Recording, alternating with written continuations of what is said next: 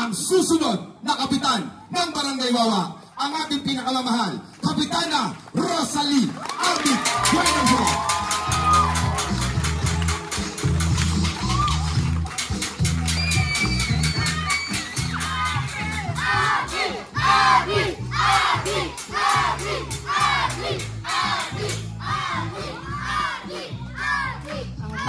Magandang gabi po sa inyong lahat.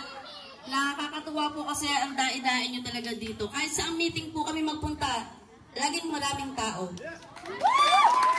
Siyempre po, muna po sa lahat, nagpapasalamat po ako sa ating punong lungsod sa pangunguna po ni Mayor Lani Cayetano dahil ang grupo ng Team RD at BTC ang kanya pong makakatuwang sa pagpapatupad ng mga proyekto at serbisyo na para sa ating barangay.